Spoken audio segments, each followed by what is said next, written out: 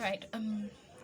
Relationship counselors and books would tell you that there are stages to building of a romantic relationship between young people, and they said it should start from the friendship stage, like spiritual compatibility. First of all, you have to know that you're spiritually compatible, and that is where you get to know, okay, this person is this person even a believer in the first place, and if yes, which kind of believer, because there are kinds of believers.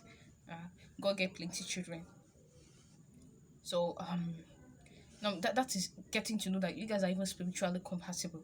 You guys even believe the same things, because you can be believers but you don't believe the same things, right? A lady who believes she should wear makeup, and a man who thinks that makeup is a sin, right? You're not spiritually compatible, even though you are believers. Okay, so it's you first get to that stage of spiritual compatibility, and then you get to that stage of intellectual compatibility. And when it comes to intellectual compatibility, you get to know that first of all, you think the same way, you believe the same things, your outlook on life is compatible, is alike, right? Now this is somebody who likes to work, hustle, and then somebody who don't get strength. Yeah, person just works, just wants a soft life. The person doesn't think um he or she should strive to make all this money that they are making safe. What are they doing with it? What are they doing? And then somebody else that thinks, please, I must get what I must. It is my heritage in Christ. That kind of mentality.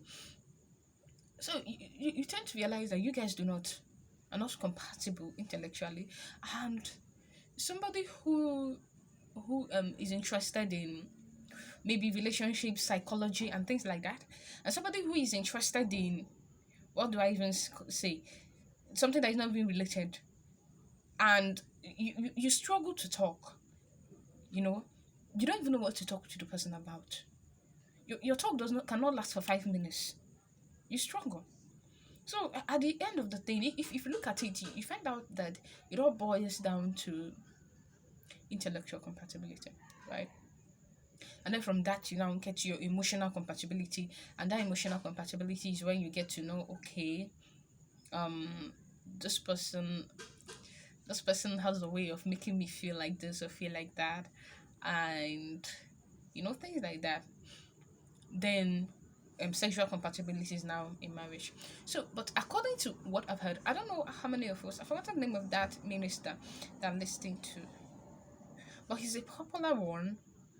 It's not an English name, so I can't remember it. He's a white, right? So he talked about something like this.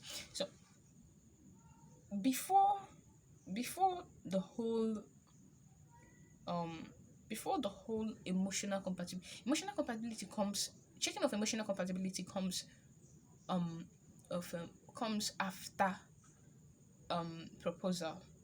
It comes during engagement, right? So how do you now know if you're intellectually compatible and spiritually compatible before that proposal and engagement? How do you know that? I'm sure you had people we say we've been friends for 2 years, and then we now dated or courted for 3 years, and then we married. And you're like, excuse me, when we are friends, we are not dating, like we are not courting. I've heard a lot of people say that. There's this lady on Facebook who I respect a lot. I don't know, some of you might know her name if I mention her name.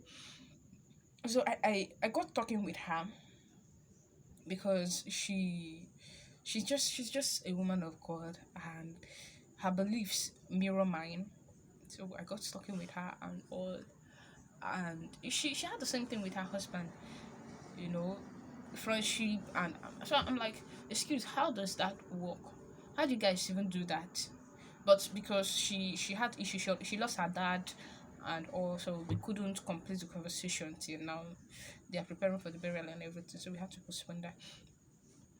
Okay, so friendship, close friendship, works basically exclusively, but not with the emotional undertones. The emotional stuff comes after proposal. What you do in friendship is building on your spiritual and intellectual compatibility. That's what you do.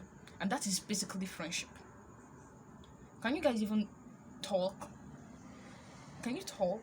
I mean, I love you, you love me, and you discuss all the mundane things, and but you can't talk for 2 hours.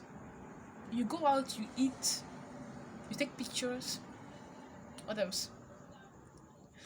If you can't sit and talk with someone for, let's say, at least 2 hours, or at least an hour, hmm? and enjoy it and enjoy yourself just talking, then I think you need to evaluate some things. Yes, you need to, because the whole concept of marriage is built on friendship. And what do friends do? Friends talk. Friends are just there for each other. They enjoy the same things. They have similar interests. So the whole concept of talking and engaging in just getting to know, we have common interests, we have common grounds, we can enjoy some things together, doing some things together, and stuff like that. That is the whole concept of friendship. Oh. That is what it is. But yes, it has to be exclusive. So somebody asked me a question. He said, how can you be close